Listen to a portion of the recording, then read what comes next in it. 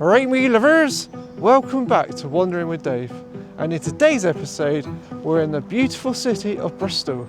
Bristol is a colourful city. It helped shape the modern world. From engineering marvels to ships that connected continents. Its history is full of innovation and ambition, but it's also a city built by piracy, empire and the slave trade. So let's explore this fascinating place. Our first stop is Ashton Court, a historic estate on the edge of Bristol. In 1545, John Smythe bought Ashton Court. The Smythe family owned it for over 4 centuries before the estate became open to the public. I arrived just as Ashton Court Park Run was getting underway. Quite tempted to do Park Run. But I had a change of heart. Nah, I give it a miss today. With the park run in full swing, I pressed on through the estate and off to my next location. Clifton Suspension Bridge. The bridge stands over 245 feet above the River Avon and spans 702 feet across the Avon Gorge. Completed in 1864, designed by Isambard Kingdom Brunel. He was 24 years old when he designed it, and it took 3 decades to complete. In fact, he never saw it to its completion. Today, the bridge stands as one of the greatest engineering achievements of the Victorian age. In 1885, a lady called Sarah Ann Henley jumped off the Clifton Suspension Bridge after a broken engagement, and it's claimed that her Victorian age skirt saved her like a parachute. A cab driver reportedly refused to take her to hospital because she was covered in mud. And she survived another 63 years after that. According to local legend, the Avon Gorge was created by 2 giants, Vincent and Gorham. Now, they were competing for the love of a lady called Avona. It was time to leave the legends behind and make my way to the Clifton Observatory for a much needed coffee. What a view. Lovely coffee. With the coffee finished and the shortbread gone, I continued on into Clifton, one of Bristol's most desirable neighbourhoods. Much of the village we see today was built during the 18th and early 19th centuries. The main reason Clifton became so popular was simple. It simply smelt better. In the Georgian era, Bristol's wealthy merchants moved up here to escape the noise, pollution and smell of the busy docks below. Today, Clifton has become one of Bristol's most desirable neighbourhoods. 1.2 million, 1.8 million. It's named for his independent shops, restaurants and his amazing charm you can feel when you're here.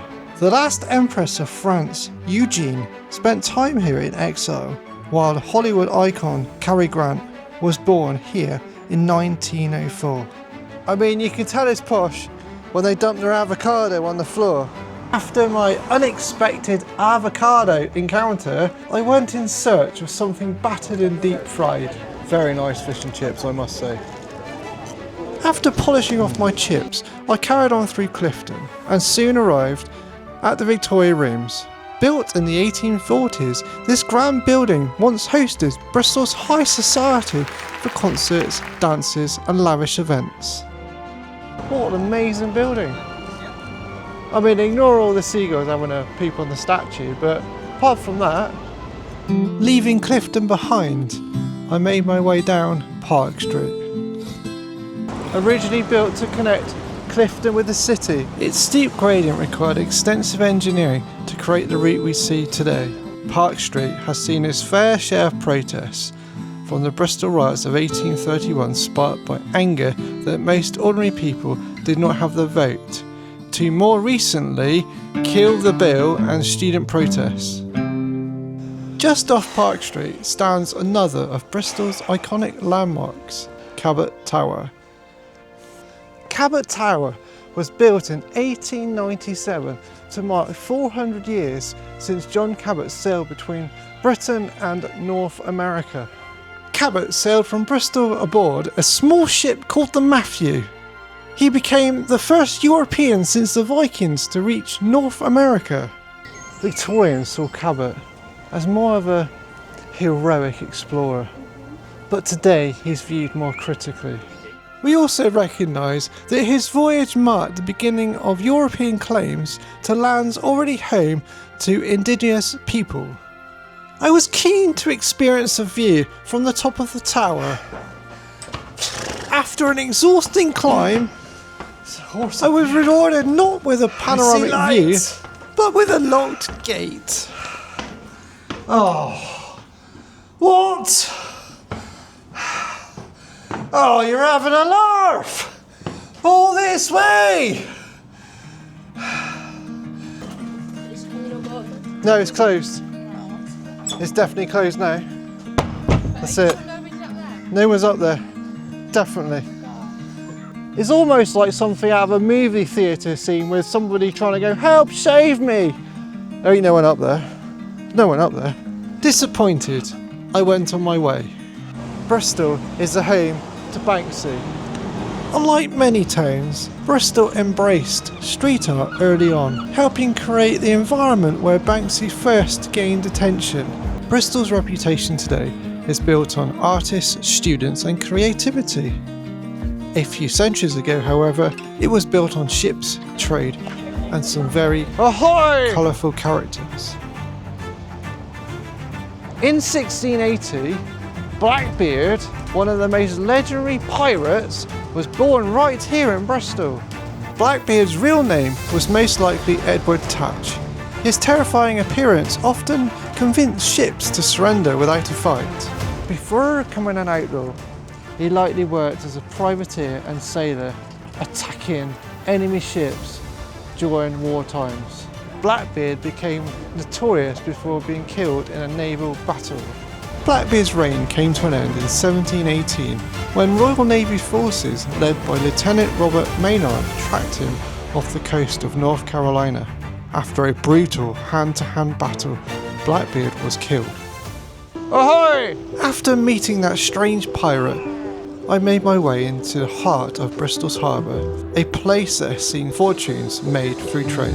But behind that prosperity lies one of the most painful chapters in Bristol's history. Thousands of voyages left this port as part of the transatlantic slave trade.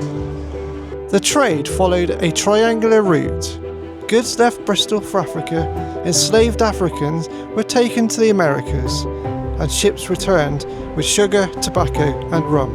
It is estimated that ships departing from Bristol carried over 500,000 of enslaved Africans travelling across the Atlantic.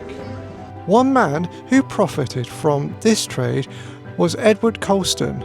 Much of his wealth came through the involvement with the Royal African Company.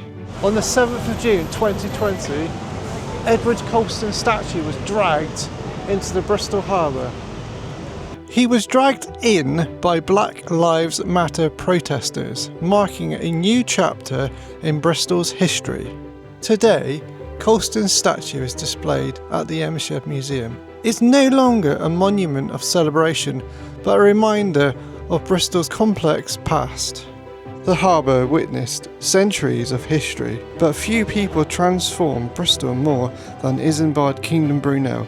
My last stop was the ship that cemented his legacy. SS Great Britain, launched right here in Bristol in 1843. It was, at the time, the most advanced ship in the world. The ship could cross the Atlantic in around 14 days. After years of service, the ship was abandoned in the Falkland Islands, where she lay rusting for around 90 years before being rescued and returned to Bristol in 1970. Every city has a story, but few are as rich and complex and fascinating as Bristol's. From Brunel to Blackbeard, Cabot to Colston, this has been a journey through the people and events that shaped the city. Thanks for watching Wandering with Dave. Hope you enjoyed that one. Don't forget to smash that like button and hit subscribe and leave a comment below. Tell us what you think of Bristol. See you in the next one.